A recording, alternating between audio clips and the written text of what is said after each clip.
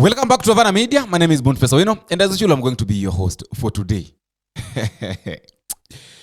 We'll see a lot of things in this country, and we'll experience a lot of things.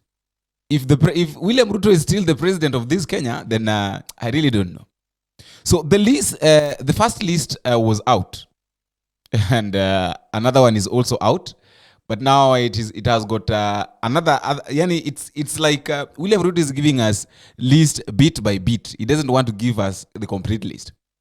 We remember the first list had got Aden Duale in the Ministry of Defense. And Soipan Tuya was in the Ministry of Environment. And then yesterday when the speaker was reading the lists at the parliament, now it was changed that Soipan Tuya now was in the Ministry of Defense, and Aden Duale in the Ministry of Environment. That one is not enough. So that one of yesterday is not enough. The list of another list is out today. The president have just read another list out today, and this one now explains everything. The claim that Raila Odinga wants this and that in the government and all that. So it was not rumors. You know, people were thinking that it was rumors that Raila Odinga was on something.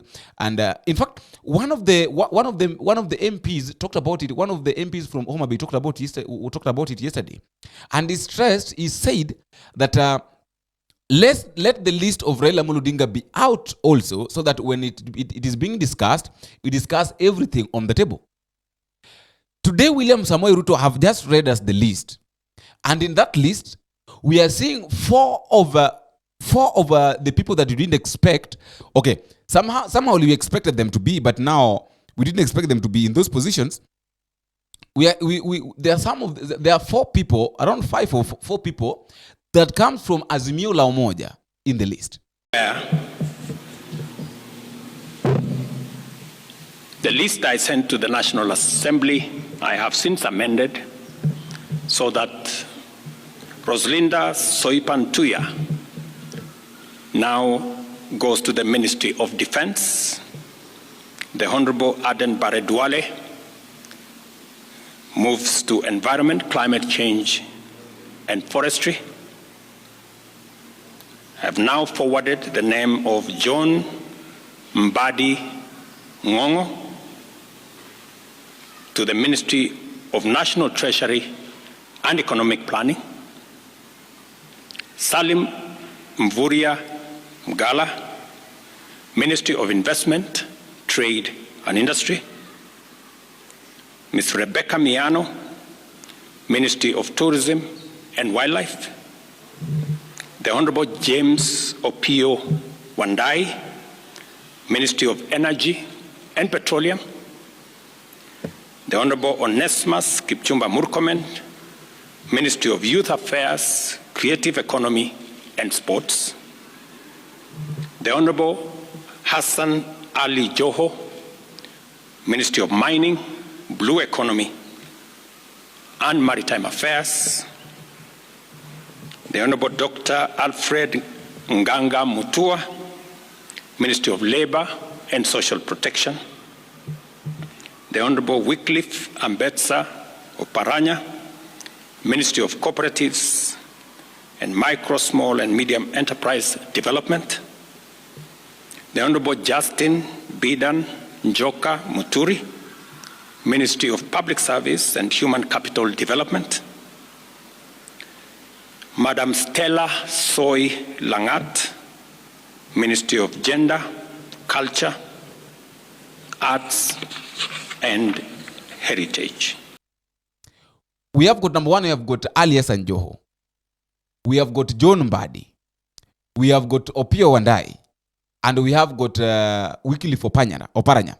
We all remember the way John Mbadi was when James Aggrey Orengo was trying to say that anybody that is going to work with William Ruto is a betrayer, and therefore because William Ruto's government is like a sinking ship.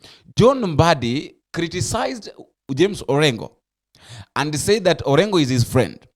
But he cannot allow James Aggrey Orengo to talk negatively about the government simply because they also need, when the government fails, everybody fails. I am in total total disagreement with James Agriole. He's my senior, he's my friend, but where he's wrong, I will tell him you are wrong. You cannot tell us that we cannot dialogue, that we cannot talk with Ruto, we cannot talk as Kenyans. What is the alternative? We cannot play politics of populism. We cannot play politics of theory. We have been playing politics of theory since independence. That is why we have got these things wrong. Where are you taking us?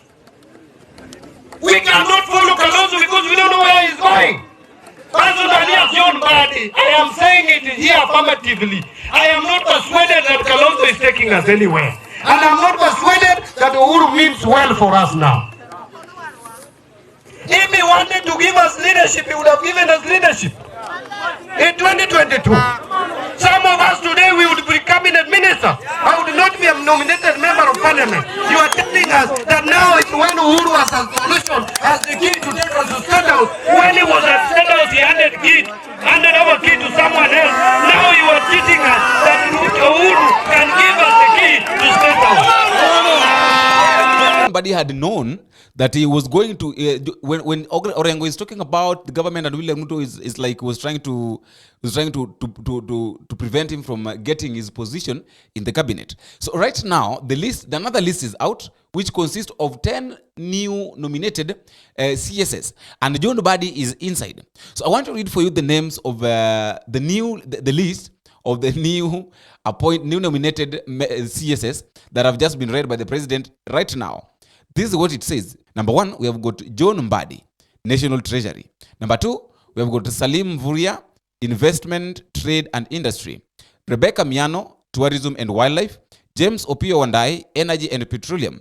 Kipchumba Murkomen, Youth Affairs, Creative Economy and Sports. Hassan Ali Joho, Mining, Blue Economy. Dr. Alfred Mutua, Labor and Social Protection. While Wycliffe Ambetsi Oparanya, Cooperatives and MSME Development. Justin Muturi, Public Service. And number 10, Stella Soy Langat, Gender, Culture, Arts and Heritage. Now, the most interesting part here is, all along people did not know that ODM is in the government. Alias Sanjoho said something that in 2027, ODM must form a government. That the government that is going to be formed in 2027 will be from ODM. And he really stressed that. Where is Alias Sanjoho right now? Has been nominated to be in the government. Where is Wycliffe Ambetsi Oparanya? Has been nominated to be in the government. Talk about Alias Sanjoho. Alias Sanjoho is the deputy chairman of ODM. And being held by Wycliffe Oparanya. So are you seeing what is really happening? Though that I'll talk about in the next video, but I just wanted to, there is also this guy. Kipchumba Murkomen is back.